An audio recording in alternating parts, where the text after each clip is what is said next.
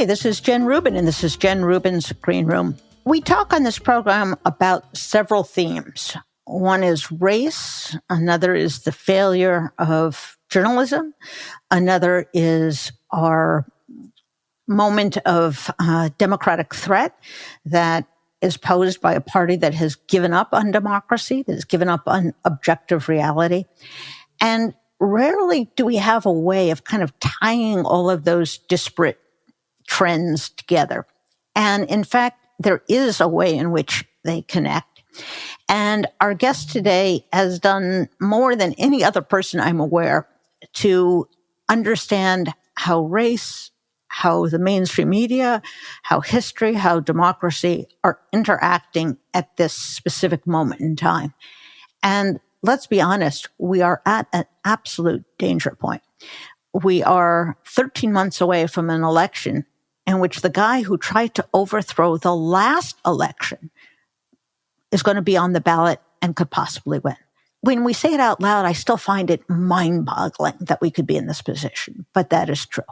We're in a position where one party has given up on governance, has given up on trying to be responsive to the voters. And so we are really at a precarious point. And unfortunately, our government and even Democrats don't seem to be fully aware of the threat. And worse, the mainstream media does not, and is, I would argue, compounding the problem with a false sense of objectivity, a false sense of balance, a feigned refusal to understand what Trump and his movement is all about. So I think the person to help us make sense of this is the author of the 1619 Project, the really groundbreaking work that took us back to the origins of America long before 1776 and really traces the way in which race has always defined America, its high points, its low points, and how we come to terms with our past, which is really a monumental question that is more appropriate now than ever. So I'm delighted to have on the program Nicole Hannah-Jones. And without further ado, Nicole, welcome to the show. Thank you so much. It's great to have you here. Your 1619 was really I think, historic breakthrough in both history and in political debate. But today, I specifically want to focus on the Hulu series that grew out of that work. Why did you decide to do a TV series, and who was your intended audience? Yeah, so I'm a print journalist. I've been a print journalist my entire career and really don't even think in the TV or documentary format. But when the project came out, we were actually contacted by some studios that were interested in turning the project into film or TV. And it made sense to me because I'm an avid documentary watcher myself. Some of the earliest memories with my dad, we loved watching documentaries on television.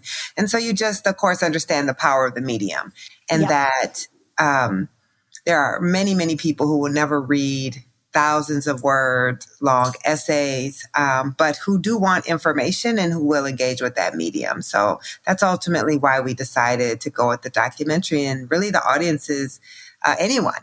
But mostly I was thinking about my family back home and how would they receive this information? What would be the best format? And I think television is just very democratizing. And I do want to talk about kind of the style that you took. You had 4 different subjects, but it was very personal. You had members of your family. It was, on one hand, a small frame, and on the other hand, this huge frame. Was that just necessary, you think, for TV? Or do you think for a wide audience, personalizing history in that way is really effective?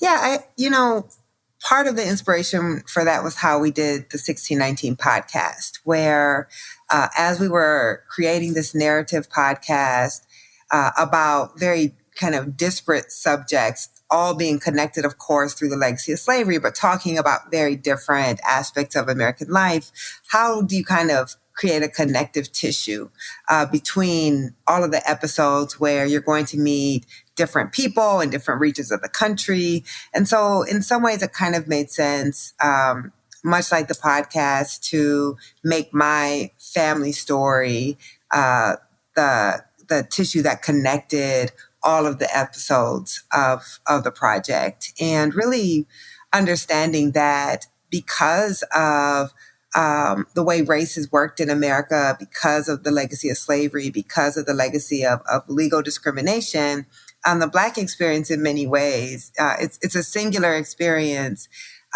where, of course, we are all individuals, but our experience is very collective.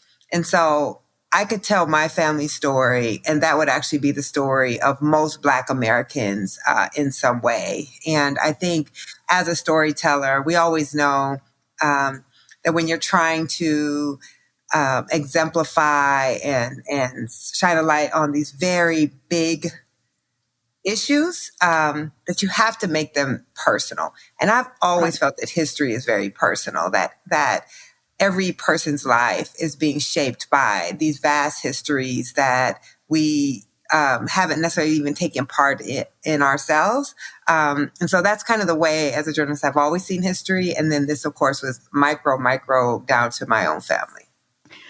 Did you have trouble convincing them to do this? Did they resist? Say, no, not us? You know, I didn't. And actually, the biggest trouble was convincing me. The producers, really believed that this was the best way to help people get into the episodes. But I was reticent because having been kind of in the eye of the storm for so long and understanding, as you know, of course, the type of attacks that one can receive, I wasn't excited to expose my family to that. Sure. And so it did take some convincing, and I did. My family was actually very excited to take part in it, but I wanted to, each of them, have conversations about what that could mean. And, it's one thing to talk to me about things. It's another thing to have your story out to the world, and just people are just mean, but also people have been very ugly around the 1619 Project specifically. But once I had that conversation and we talked it through and they were still willing to do it, in some ways, it was just asking my family to do what I ask people to do as a journalist all the time. It really is. And we just expect people to talk to us all the time. When it's your own relatives and friends, you say, gosh, why does anyone ever talk to me? I can't. Exactly. It's really rather amazing. There is so much disinformation, so much suspicion, so much negative information coming through, that I think one of the things your family helped to do was ground it in a specific reality. It's one thing for people to say, well, maybe this happened in a few instances or it never happened. And it's another when you're confronted with the people whose lives exemplify these themes that you've hit over and over again. And I'm sure you must have had people come up to you on the street or email you, write letters, what have you, that said, that's my family. Yes. Was that sort of the reaction that you got? Absolutely. I mean, that really is the power of what journalism can do at its best, is we tend to talk about history or inequality or systemic injustice. And it all seems a bit of an abstraction to people, right? And when you're able to connect that down to an individual person and hear that person's stories, and then use that person's story to connect these larger dots together, I think that's very powerful. So I've heard from so many people, particularly the interview with my cousin Shamir in the capitalism episode, where, this is a woman who's been working since she was 15 years old, and who really breaks down in that episode, crying because it's during the pandemic when she's laid off from her job and she's getting stimulus money, that she made the most money she's ever made in her life, right? A 40-year-old woman who's worked since she was 15, supporting her children. And it's only during the pandemic. And I think we all kind of, people who come up to me say like the power of hearing that, and realizing that we as a country have the ability to help struggling people. We just don't choose it. And she says in that, you know, when she's crying, she says, people had to die so that I could like live the best I've ever lived, and how personally devastating that truth was to her, which I think is a real, damning truth for our entire country. So yes, people really connected with those personal stories. And funnily, people also, I think the series humanized me in an odd way. That's right. How so? How so? Well, you know, I've for a certain group of people, I've become this boogie woman. Right. And people think all types of things about me, having never met me, having never had a discussion with me. And you see where I grew up. You see, you know, the humble house in the Red Line neighborhood that my mom still lives in. You see the extremely working class family that I came from, and you see me with my loved ones. And I think that I actually got emails from people saying, this completely changed the way that I have thought about you too, because you get turned into a caricature, but you're not. You're a full human being. And the documentary I think helped show that. That is so powerful.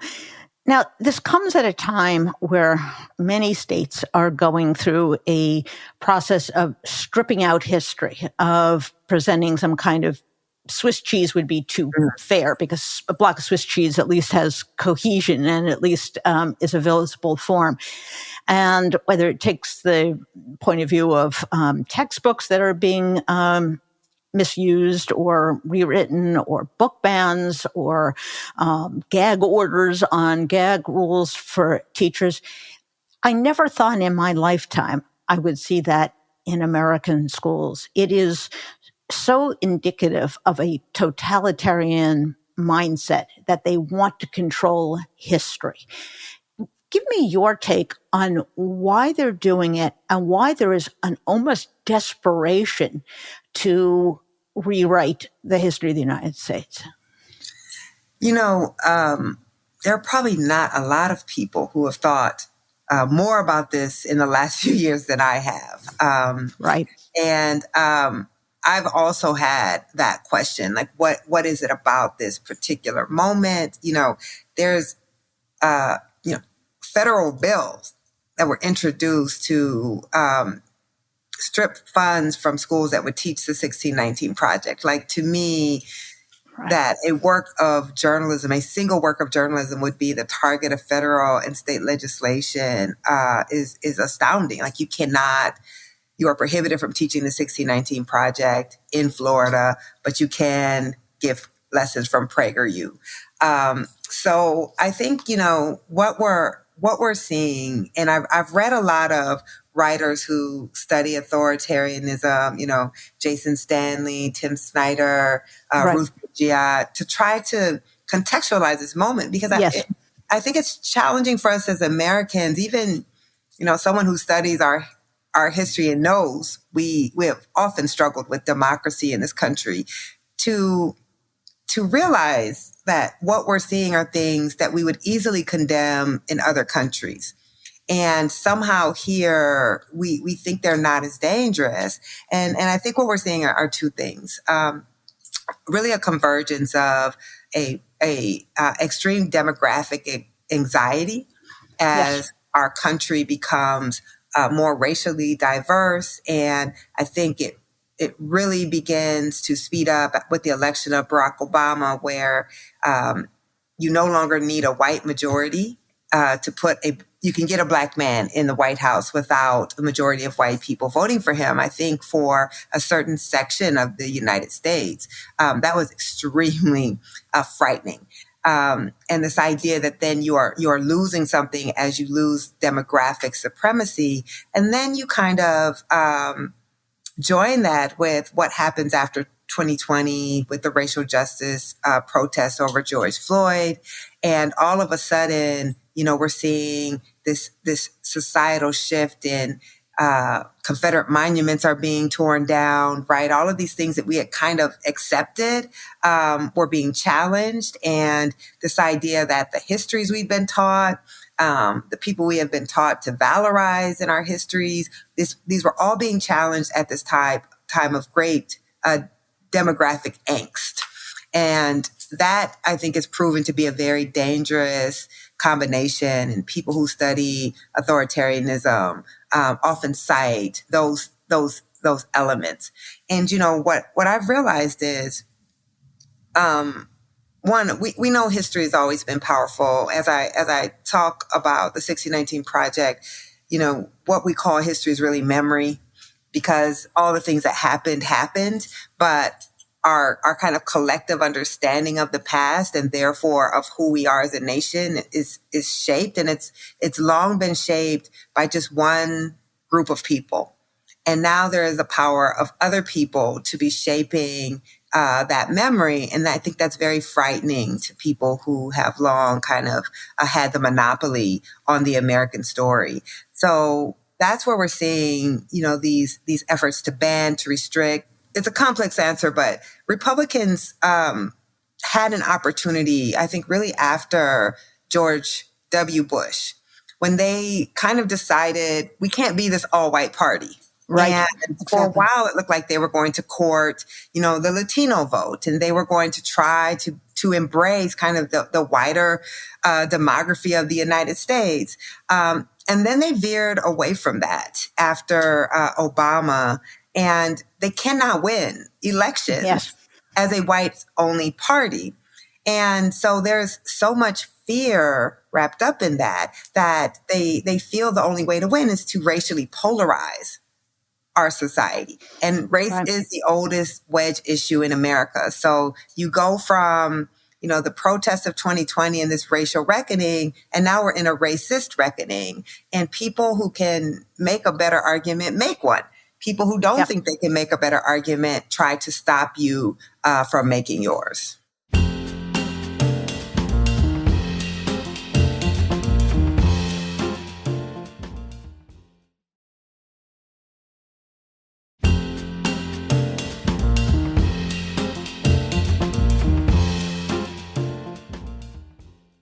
Two things really strike me at this moment. One is the degree to which the people who are behind these measures want to preserve this myth of white innocence.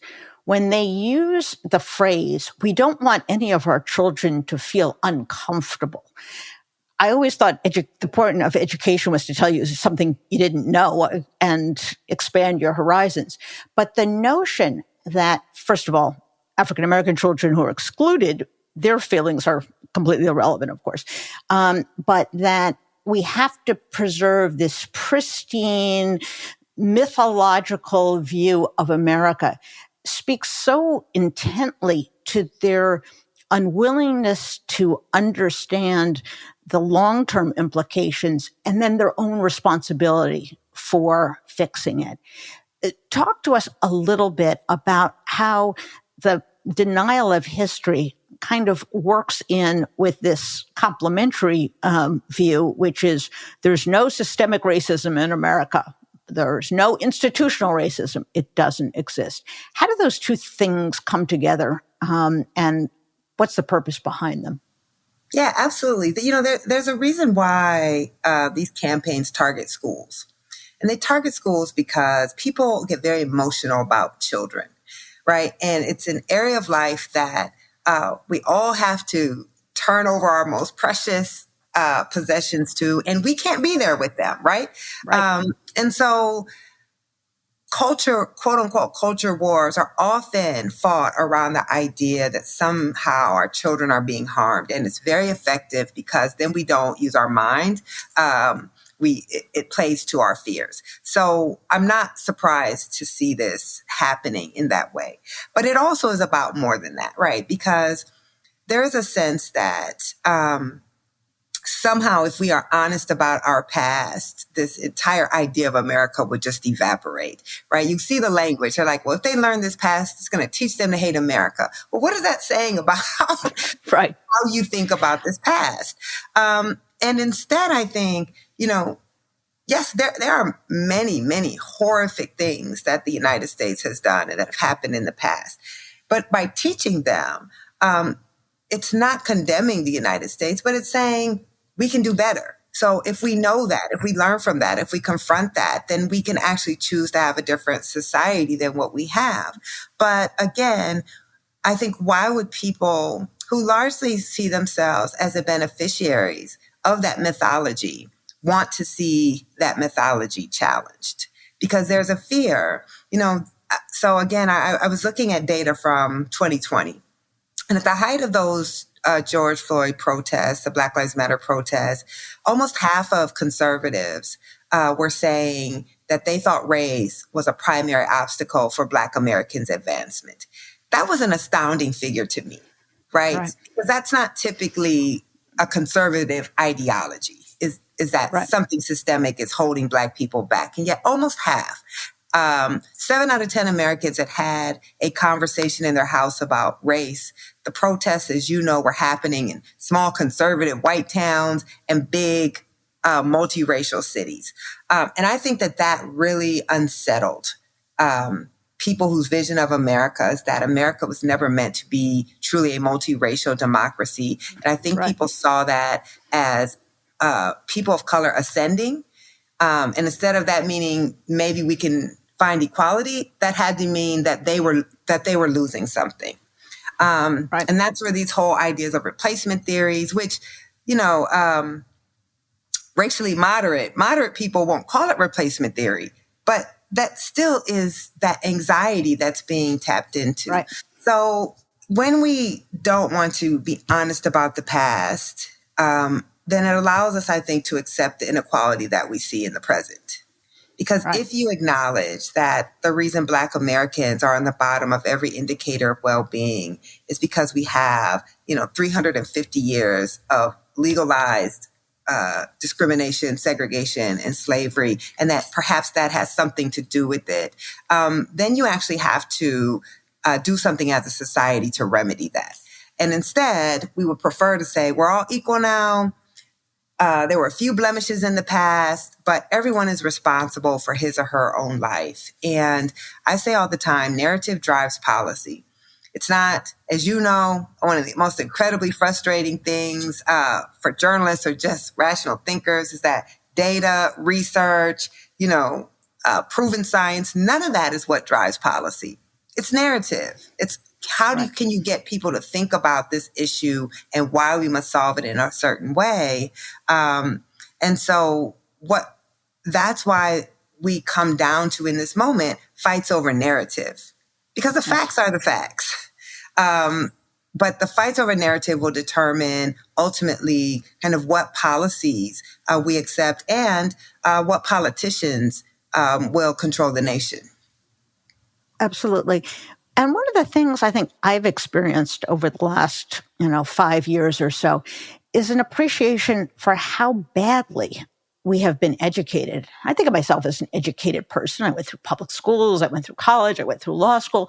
And how did I never learn about the Tulsa race massacres? How did I never hear about the Osage Indians?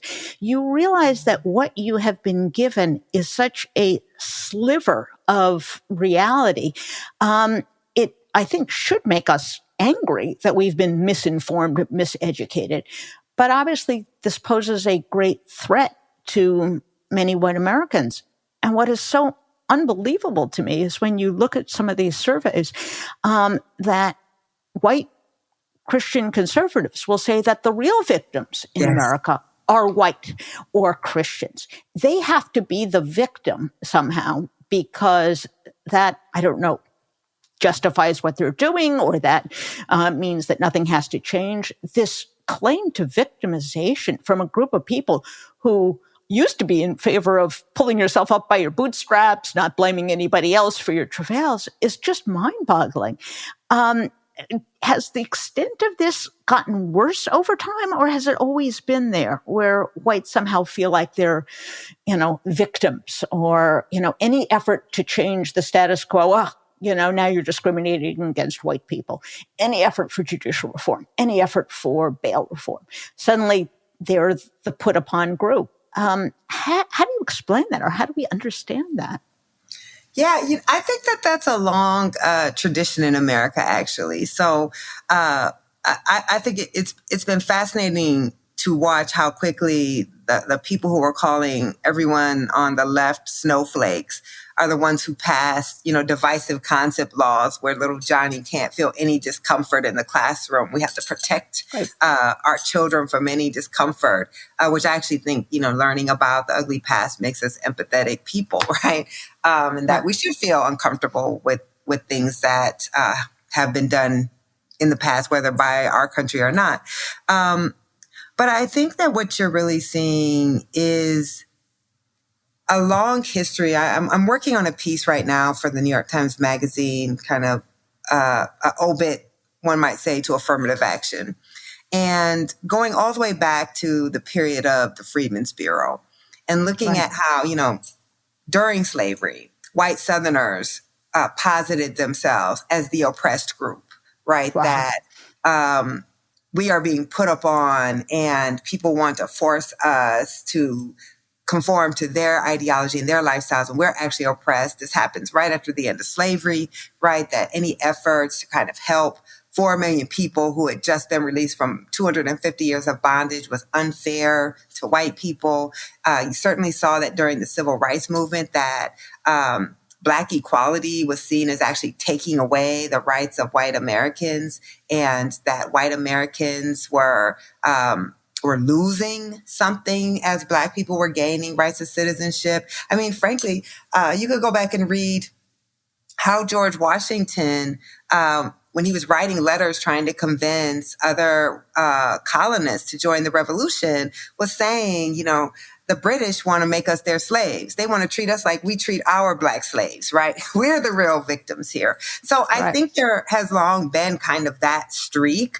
But I think we are in a particular moment where, at least in much more recent history, it is much more profound and being used in ways that I don't think we've seen since the civil rights movement, right? Like this trying to nullify court rulings, this idea that maybe we actually don't believe in democracy because we can't win in a democracy, and that weaponization of people who are still the largest racial group in the United States, now feeling like they are an oppressed minority. And frankly, where that comes from is this longstanding fear that if white Americans lose power, people of color will do to them what white Americans had done to them, people of color. And that is really a fear that is driving this, even though there's actually no,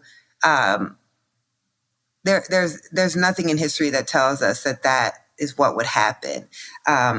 So I think that it's not new what it is that we're seeing. But what it is it's dangerous. Yes. Because when people feel cornered, right, that's where we see the chaos that we see now, where there's people, there's people sitting in the House of Representatives who are calling for civil war, who are, it's like, we have been here before. And it's a very dangerous place. I know I don't have to tell you that. Yeah. I just think it's also important to say, nobody wants to be the bad guy in the story. I get that. Right. And when you've spent your entire life learning a very one-sided history that every hero is always a white person, and all that story does is to exist to glorify white people, I can only imagine how that feels to feel like those tables are being turned and that's being contested, and that you're no longer seen as the hero in the story or the sole hero in the story. But I also think it's important to say, my work and the work that my work is based upon is never arguing that white people today are responsible for what white people in the past did. But we are responsible for acknowledging that and owning up to it and trying to rectify it. And, we only see this desire not to be connected to our ancestors when it's negative, right? Because no one seems to have a problem with, like, their ancestor also didn't sign the Declaration of Independence, right? And their ancestor also didn't ratify the Constitution. And yet we want to claim that part of our collective history and just not the ugly parts. But it's not about kind of a collective guilt, but it is saying that we do have a collective shame, and it's okay, because hopefully that means we know that collectively we have an obligation to address the past, but we don't bear responsibility for it. And this has been so hammered home with this notion of American exceptionalism, America's the shining city on the hill, that a sense that might not be true is devastating for many people. So, reality is, somewhat upsetting.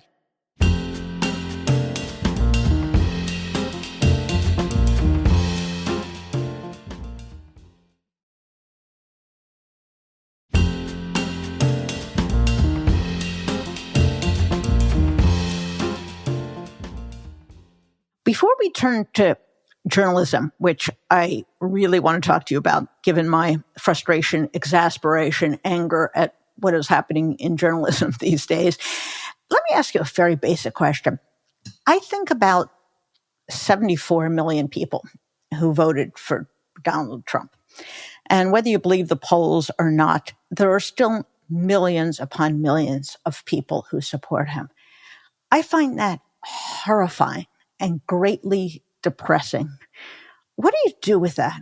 How do you recognize and not just be despondent that we live in an age in which so many people really have subscribed to this noxious view of our history, our society, of equality, of democracy? How do you personally reconcile with that? I have trouble doing it myself. How do you think that through? Drank lots of bourbon. Exactly. I don't know.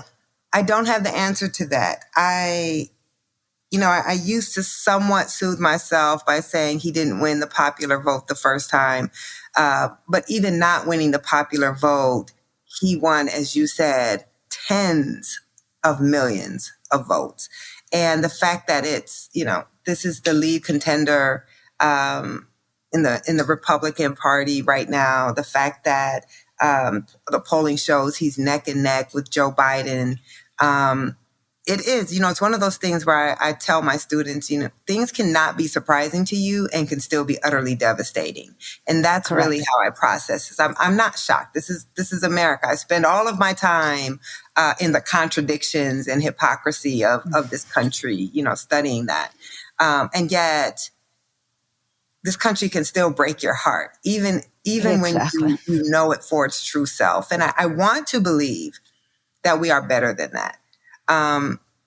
But I think it's naive to assume that we are, because Right. There have been so many times in history where we've proven that we're not. We have the potential to be better than that, but it shouldn't even Right. be close, right? It shouldn't even Right. be close. And it's just very frightening. So I feel grateful that at least I work the type of job where I feel like I can try to do something about it, that I Right. don't feel completely helpless to watch this situation unfold.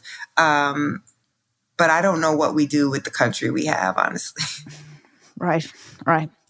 Well, let me shift a bit to journalism. My listeners and my readers certainly know that I've had it up to here with much of the corporate media in this feigned neutrality and this both-sidesism, in this failure to see what is in front of their faces, and the failure to rise to the occasion in defense of democracy.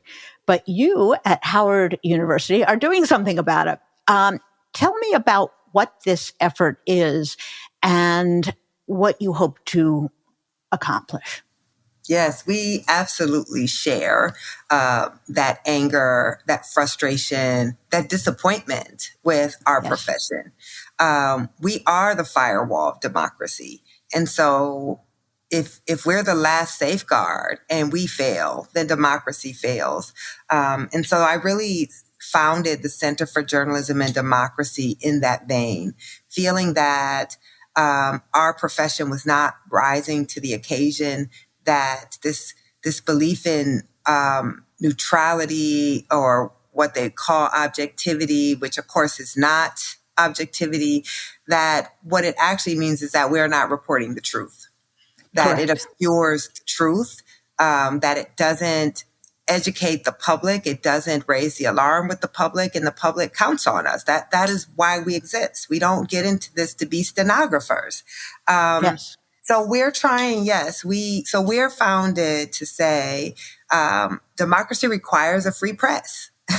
Yes. And a free press requires democracy. So we cannot be neutral on this thing.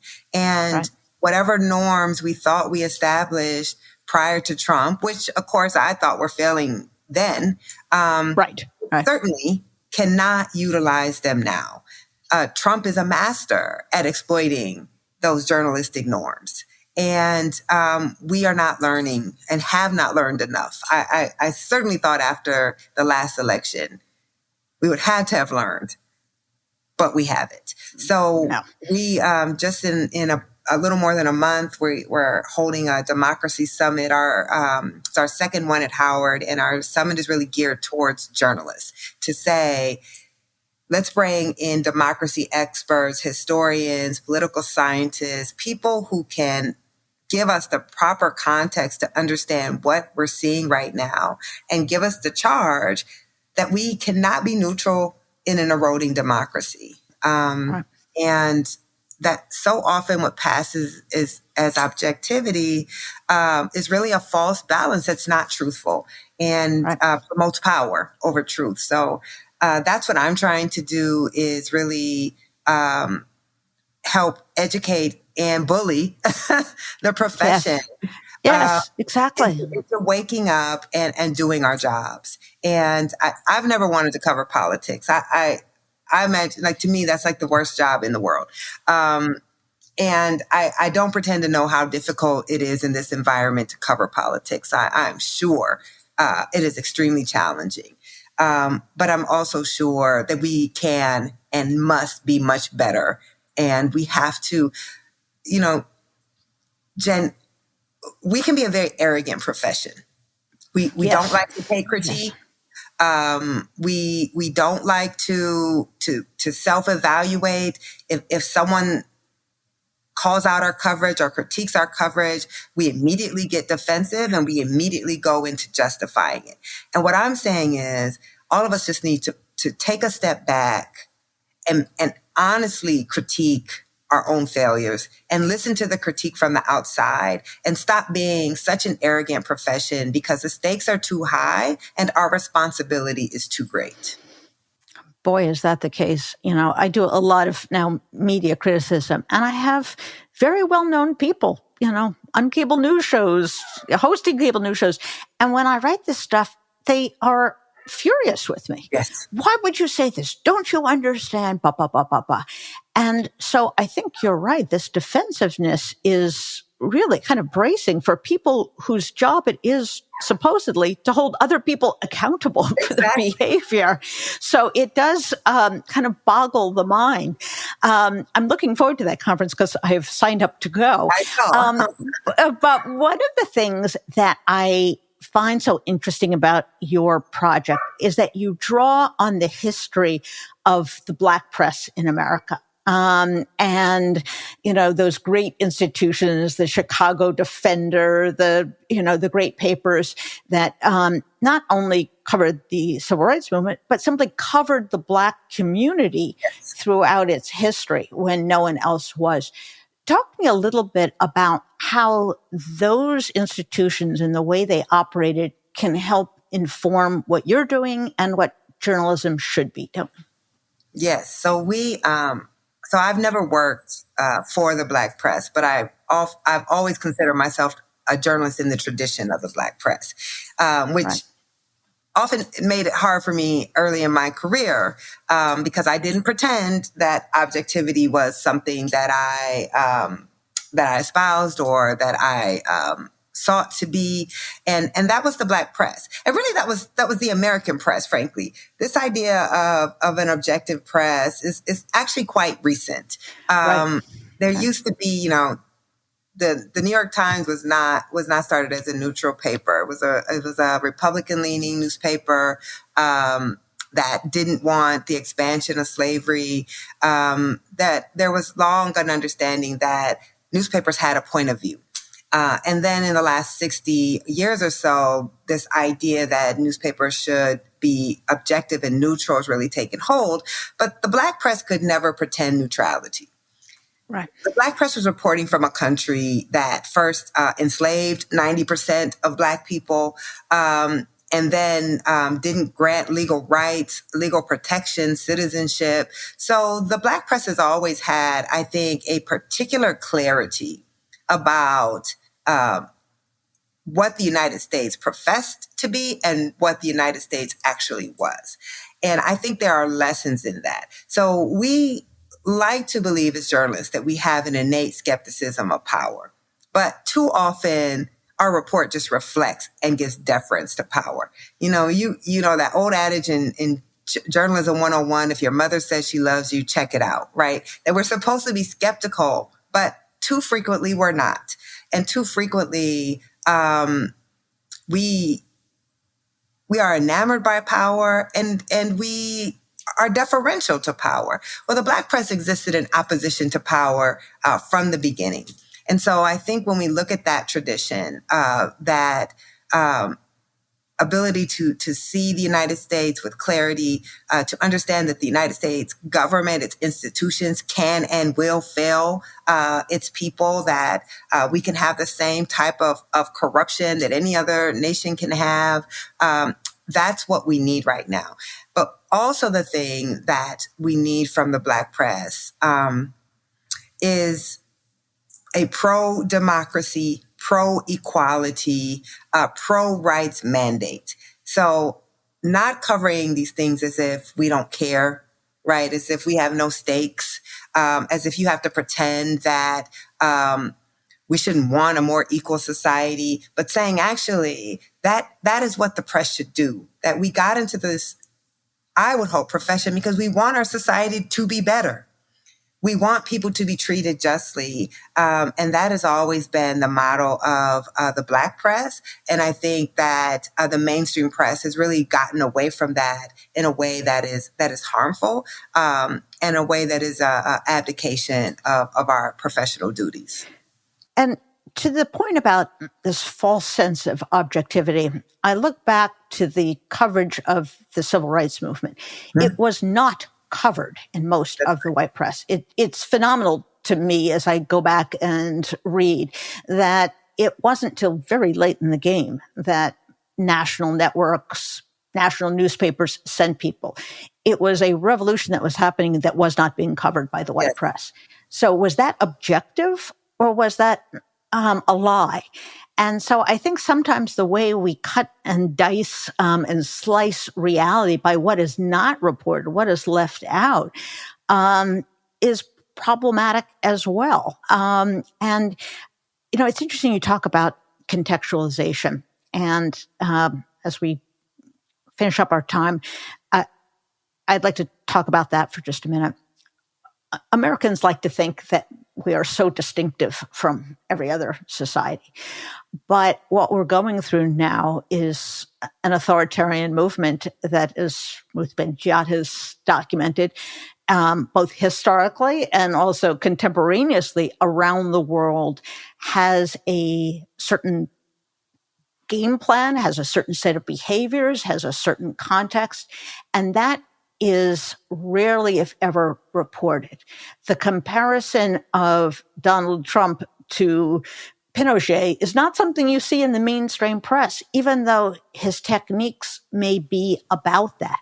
Yes. So it's kind of a long way of saying in your program, it also, I think, is asking more of journalists that they understand a bigger historical context. They can't just cover what's in front of them. They have to know the entire frame. How do you go about doing that? How do you go about kind of giving them a context in which they can explain this in a meaningful way so that it's not just about Donald Trump? This is about right-wing fascism. We've seen it before. Yes, except you won't see that word, right? Yes. You won't see the word fascism used. You won't see authoritarian or autocratic used, though we freely use that when assessing other government and other far-right movements across the world. So again, what we're saying is objective is not, because when you won't call a thing because you think it makes you look biased or you're uncomfortable with it, that's not objective. So the reason I even conceived of holding this summit was to say, part of this is, I think, American journalists don't understand how to assess what is happening in the United States. And so they need to be introduced to experts who can say, here's a checklist of things that we see when we're beginning to see an autocracy or fascism. This is the checklist, and this is what we're seeing in the United States. I think you have to break it down just that simplistically. So, the authors of How Democracies Die, which to me is like, that's the thin book that I try to get everyone to read, because I'm like, It won't take you long to read it. It's written for the common reader, and it becomes so clear. So part of that is you have to have an understanding of the history, but folks are busy and they're trying to just keep up with all of the news that's breaking on their beats. So maybe they don't have time to read all of this history. We can give them a bit of a primer and hopefully pique their interest because sometimes all you need is 2 paragraphs of context. You don't have to write entire articles on this, but you do need to have the context. So we're trying to give that context and say, yes, it's the United States, but this matches the patterns of these authoritarian regimes all over the world, and that there are a checklist of things that you can look at. Here's also the history. So, right after January 6th, I can't tell you how many times I saw in the news people saying nothing like this has ever happened in America before. That would be laughable if these weren't the people who were shaping public perception about how to think about this. Of course, this has happened. It happened again and again after Reconstruction, where democratically elected biracial governments were literally overthrown. There was an actual coup in Wilmington, North Carolina. So you realize that people just don't have the history, and yet they have so much power to shape our understanding of what we're seeing. And the second thing that we're trying to do, and that is required, is courage. Courage to call the thing. Courage to fight with your editor and say, no, we're going to use fascists because that's what the experts are saying we're seeing. We're going to call this what it is and compare it to what's happening in Hungary because that's what the experts are saying. And if you just objectively look at what's happening, that's what it is. But that requires courage on behalf of the reporter, the editor, and the institution to then be able to stand up to the criticism. Because as you know, there's such a fear that mainstream media is seen as biased for the left. Right. That we overcorrect you can't have balance in a completely unbalanced political system. We have one political party that is not playing by any of the rules. The coverage must reflect that. And if people say that is biased, you can back it up because it's actually what is happening. So we need that context, that understanding, and we need courage. Those are the 2 things I think that are required right now. Well, I wish that every newsroom in America could attend your conference, and perhaps I hope they do.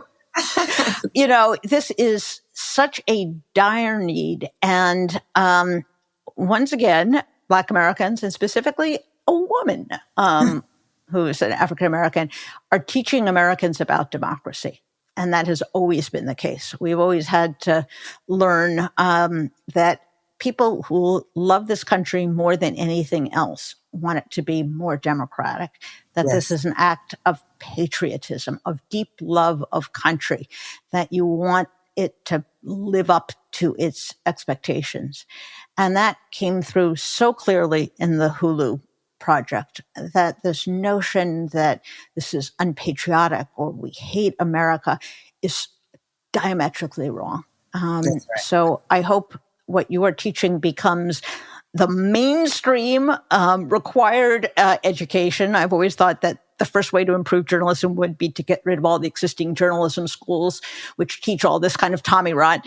But perhaps they can get a wider perspective and more context. So good luck with that. I look forward to seeing it next month. It's November 14th at Howard University in Washington, D.C. Thank you, Nicole, for all that you do. And thank you for joining the show. Thank you so much. And thank you for your voice in these times.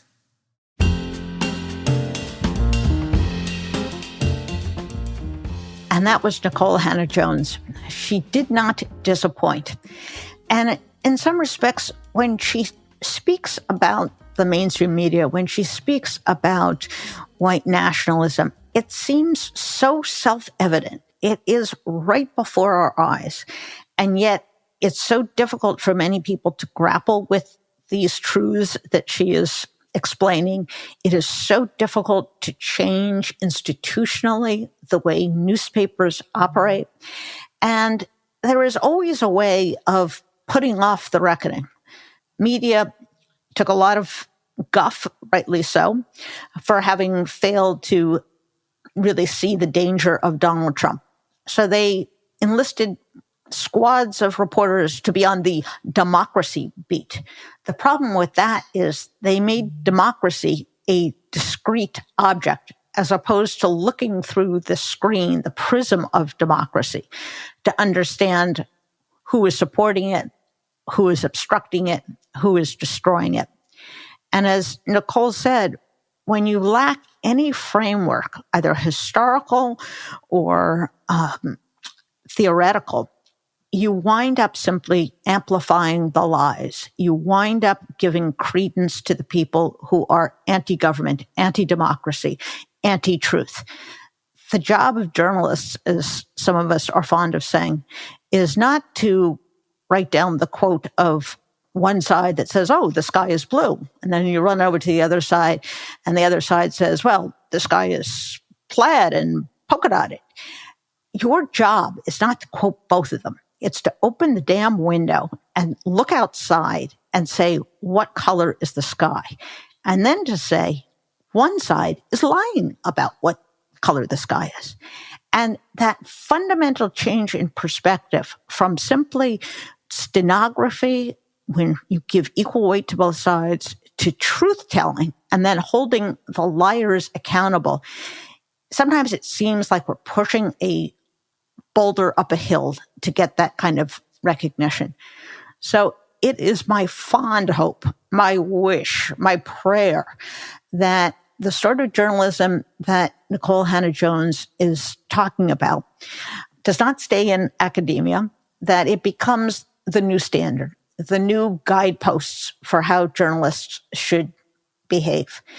Because without it, we have seen what happens. They simply become tools of the authoritarians. They become part of the propaganda machine. They become actively unhelpful in defending democracy because they normalize it. They make it seem like no big deal. And they convince too many voters that their choice of an authoritarian racist party is fine. It's just a different point of view. Two parties, two ideologies. You want to choose this one, you want to choose that one. So in a sense, it doesn't hold the American people accountable for our choices. And that's a problem. So I think candor, courage, as she puts it, and context would be wonderful additions to our mainstream media, which we currently do not have. So if you like this program, please tell your friends.